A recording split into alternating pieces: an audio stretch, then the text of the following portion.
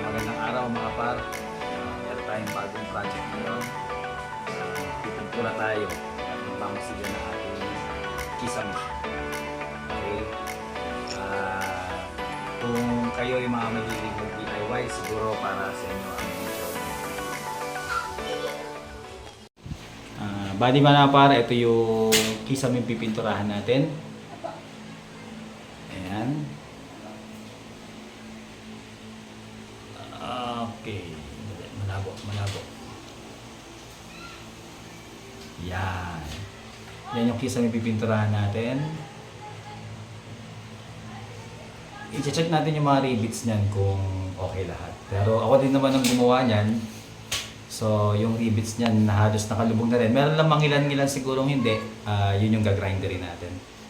Ito yung mga materyales na gagamitin natin. Nandyan ng gasa, epoxy A and B, skim coat, roller, at grinder na pang-grind ng mga rivets na nakaumbok. Okay? Bali itong gasa, gagamitin natin to para dyan sa mga dugtungan. So after na malagyan natin siya ng epoxy, lalagyan natin siya ng gasa. Okay? Para siya yung magsisilbing kakapitan tsaka hindi siya puputok. Kumbaga. Okay.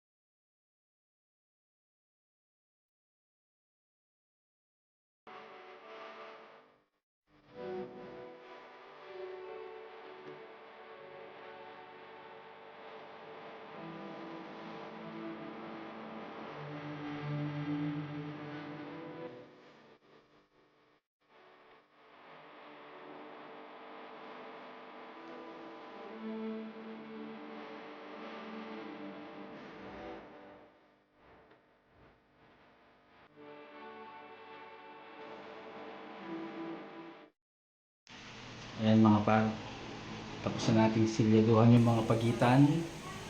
Meron na rin siyang mga gasa. Oops. Lalagyan natin siya ng gasa. Ilan lang naman yung mga dugtungan na yan.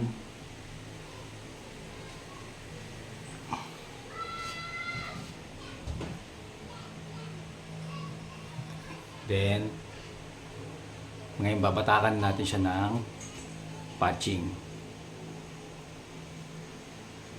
Okay?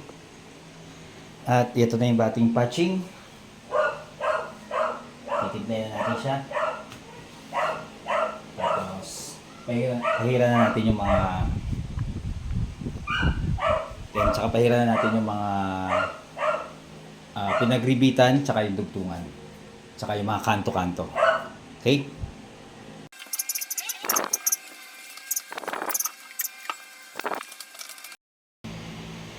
Mga par, tapos na natin batakan lahat. Ito, nasa 3 patong itong ginawa ko sa dugtungan para matago natin ang gusto yung gasa.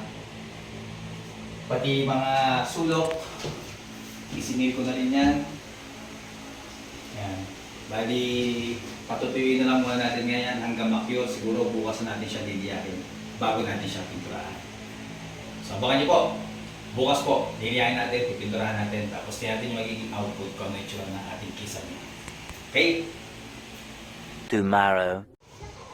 Magandang araw mga par. Lumipas na ang magdamag. Ngayon, schedule na liyain na natin itong mga nilagay natin ng patching para pumantay. Okay? Pero hindi ko na po siguro bibidyoan yung pagliliyan to kasi masyadong malikabok to. So after kong liyain, papakita ko lang sa inyo kung ano yung output pagkatapos natin siya liyain. Okay? 12 seconds later.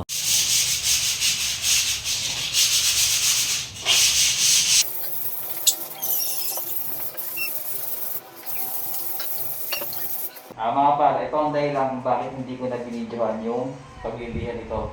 Kasi kung titignan nyo, sobrang alikabok. Kanina ang ayos-ayos ng suot ko kulay itim, ngayon naging kulay puti. At papakita ko sa inyo kung ano yung naging output.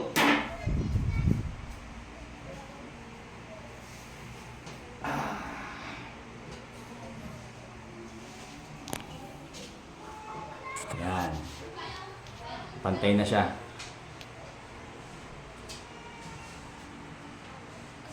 Makinis na. At ngayon, timplahin mo natin yung pintura na gagamitin. Okay? Pinturahan natin. Few moments later. So mga par, ito yung gagamitin pintura. Ito yung pintura na napili ng ating madam na gagamitin sa ating kisame.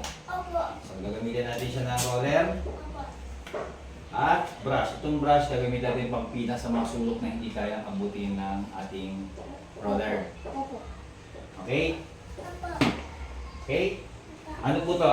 Medyo dirty white na gloss. So ipahid na natin para makita natin yung ganda. Tinanggal ko muna yung mga ilaw para mapinturahan natin ng maayos yung parte ng kanyang butas. Ganun din sa iba.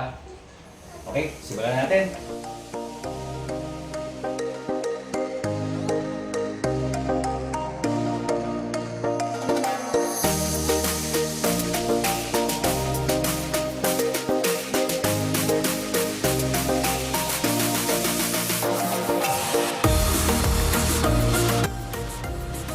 Ayan mga par. Tapos na natin. Okay naman siya, maganda. Makintab naman yung pintura niya. All in all, makinis naman. Okay siya. Okay mga par, hanggang dito na lang po. Sana may napulot kayong idea sa aking ginawa. Kung meron man kayong mga suggestion or nais sabihin, i-comment nyo lang po para makatulong po karagdagang idea sa ating mga nag-DIY. Okay?